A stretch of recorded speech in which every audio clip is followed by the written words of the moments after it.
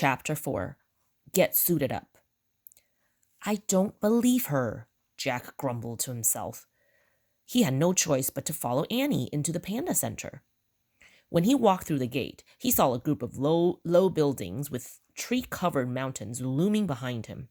As Dr. Ling led the group along a stone path, Jack saw Annie talking to an elegant older woman with snow-white hair. He quickly caught up with them.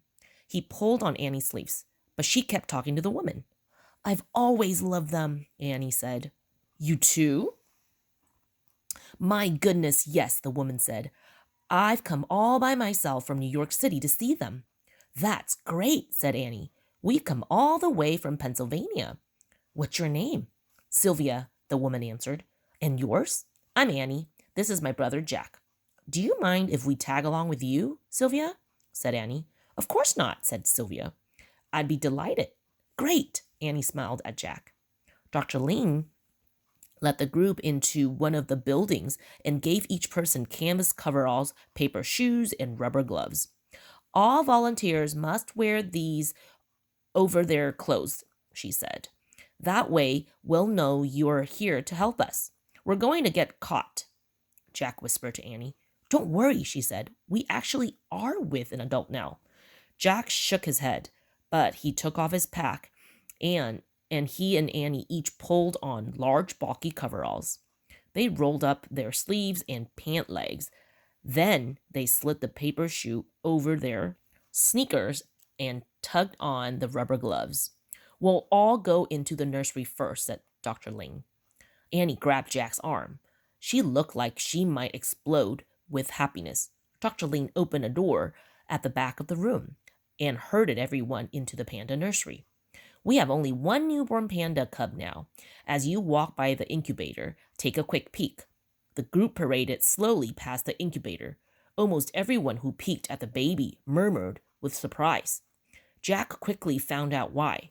The newborn didn't look like a panda at all. It looked more like a fuzzy pink mouse. Incredible, said Jack. It's so teeny, whispered Annie. Yes, Sylvia whispered back.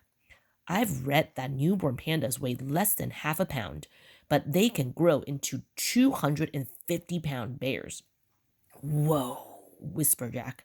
He and Annie walked with Sylvia out of the nursery. Now let's go meet some of our panda keepers, said Dr. Ling. She led the group over a stone walkway beside bamboo woods. Near a goldfish pond, several men in blue coveralls were waiting for them. These gentlemen are the panda keepers, said Dr. Ling. You volunteers will work in pairs in the different panda houses. Each pair will spend a little time helping take care of pandas. She pointed to Jack and Annie. You two go with Master Lee. He's Bing Bing's keeper. He'll take you to her house. I hope your grandmother doesn't mind. Sylvia smiled. Oh, I'm not, she started to say. Bye, Grandma, Annie said with a laugh. Sylvia laughed too, as if she thought Annie was making a joke, and she waved goodbye. See you later, Annie called. Then she grabbed Jack by the arm again and pulled him along after Master Lee. Master Lee was quiet and very serious looking. Without a word, he led Jack and Annie to Bing Bing's house.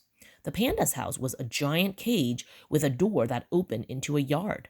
The yard was surrounded by a rock wall. Bing Bing lives by herself here, Master Lee said. She is an 8-year-old adult who joined us when she was quite small. When they entered the cage, Jack saw leaves and bamboo stalks scattered across the concrete floor, but there was no panda inside. Where's Bing Bing now? Asked Annie. Somewhere in her yard, said Master Lee.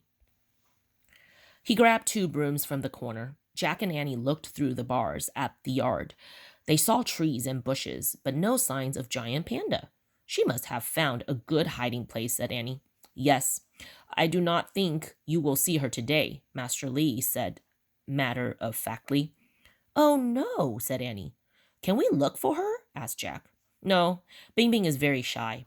We have to respect that, said Master Lee. I'm going to get fresh bamboo now. You can clean her house by removing yesterday's uneaten bamboo stalks and sweeping the floor. He handed brooms to Jack and Annie. Is bamboo Bing Bing's favorite food? Asked Jack. Yes, all pandas eat bamboos for breakfast, lunch, and dinner, said Master Lee. Wow, they must really love it, said Annie. Can humans eat bamboo too? Jack asked. If they tried, they would break their teeth. Master Lee answered without smiling. Only a creature with super strong jaws can eat bamboo. So, is it very tough? Said Jack, growing excited. Is it as tough as wood? Well, yes, said Master Lee. And I'll bet it's really healthy too, said Annie. Uh, no, said Master Lee. Bamboo is not very nutritious. That's why a panda must eat a lot of it. Some pandas at the center eat 80 pounds a day.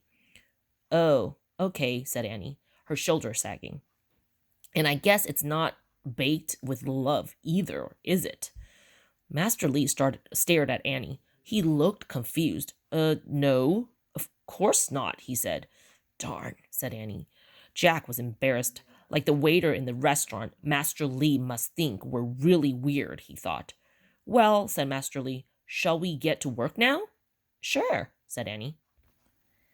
Sweep up the stalks as well as the panda waste, said Master Lee. Then discard everything there. He pointed to a trash bin in the cage. Panda waste? Said Jack. Yes, said Master Lee. Seeking Jack's expression, he added, It's not that bad, I promise you. Their droppings look like little dry straw baskets. Jack looked around. He saw what he thought Master Lee was talking about. It didn't look that bad. I'll be back, said Master Lee. I'm going to get fresh bamboo from the farmer's truck. Master Lee then left through the door at the back of the cage. Darn, said Jack. We struck out. No special food here, said Annie. She looked out in the yard, and no panda here either. I really want to see Bing Bing. How did this happen? Said Jack. We should be working on our mission, not stuck in a cage picking up panda poop. Annie giggled. Don't worry, we'll leave soon, she said. Let's just do our job first. It's nice to help out here. Yeah, sure, said Jack. Sweep fast. Jack and Annie began sweeping up old bamboo stalks and panda droppings. Jack filled a dustpan. As he dumped everything into the trash bin, Annie gasped. I see her, she whispered. She's up in a tree.